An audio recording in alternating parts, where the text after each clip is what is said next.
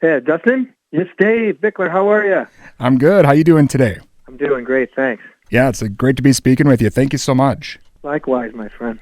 Well, I'm excited about your new album here, Dark Light. Can you tell the listeners about the new album and what we're in for? Yeah, it's it's my first solo album, but I put a lot of love into it, and I'm pretty pleased with the outcome, and I think it's cool. It's something I'm pretty proud of, and I hope that people like it. I've been getting some good responses on the record, and so that's what I can say about that.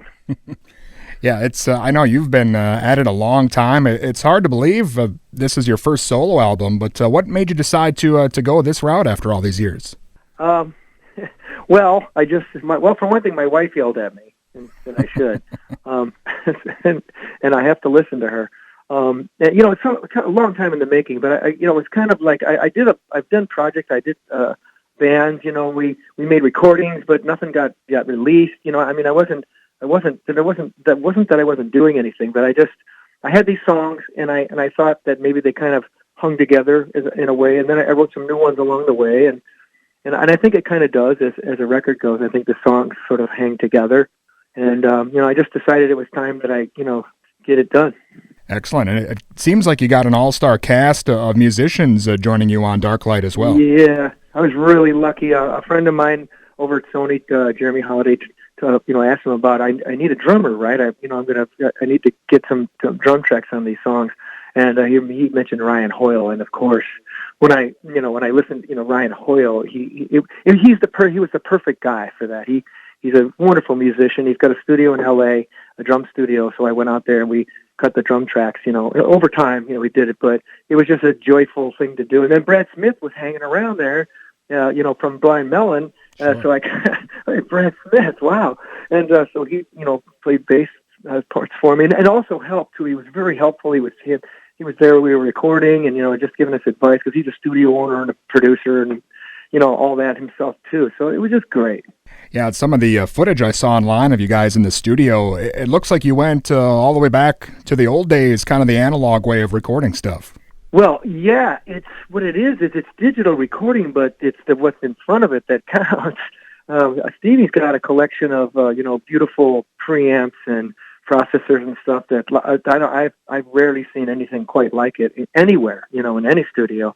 And he's got, of course, a Neve 5088 console. That's nice too. I always love the sound of Neve. So it's going in. That's what matters, as far as recording digitally. It's what's in front, the analog gear that's in front of it that makes the difference.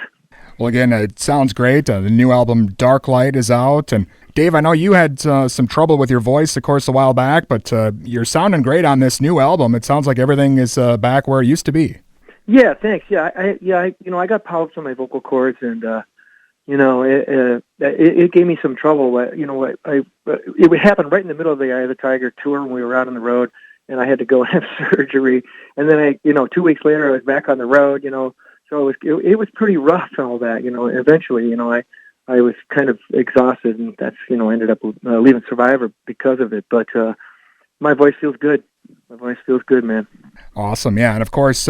A lot of big fans of Survivor, and I got to ask you about that and being approached by Stallone for Rocky III. That's such a crazy story. And did he just kind of come out of the blue, or? No, it's sort of, but I mean, there was a connection there. We were on Scotti Brothers Records, our custom label distributed by Epic, but Sylvester Stallone knew Tony Scotti, who was the president of the record company, and he'd asked him about he had in his mind that he wanted something current, something new. For that opening sequence, and originally it was that Queen song, "Another One Bites the Dust," was what he had there. But apparently, I guess they wouldn't have given him the rights to use it. So he asked if he had anybody on the roster that could write him a song, and so he played him the Premonition album, and he liked it. So he, Frank and Jim got together and wrote Eye of the Tiger, specifically for that opening sequence. Yeah, it seems like every time you leave the house these days, if you're going to sporting events or whatever it is, you're still hearing Eye of the Tiger. I can't believe it. But it's just something crazy about that song. anthemic thing or iconic thing, and then the young kids, they get exposed from their parents and they become something that, you know what I mean? There's a always a new crop of children coming along to be indoctrinated.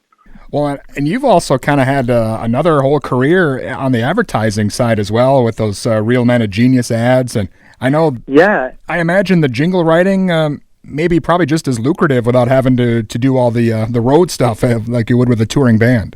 Oh man, yeah. Well, yeah. When you do jingles, they pay you. It's a reliable process of being paid.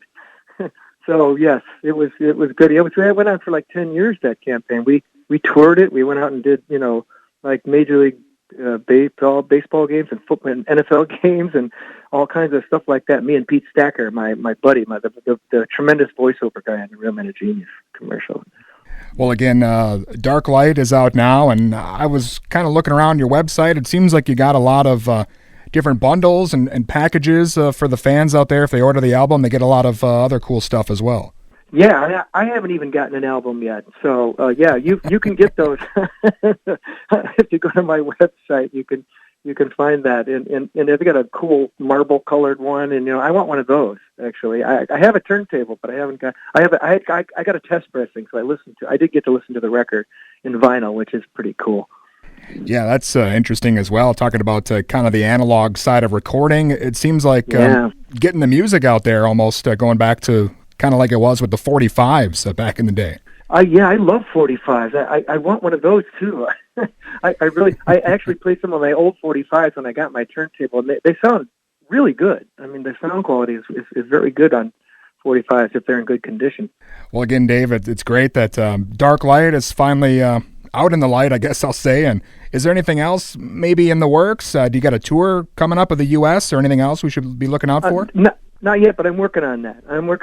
Yeah, I've been talking to a booking agent and stuff and trying to line up some shows to support the record. But I hope to do that soon.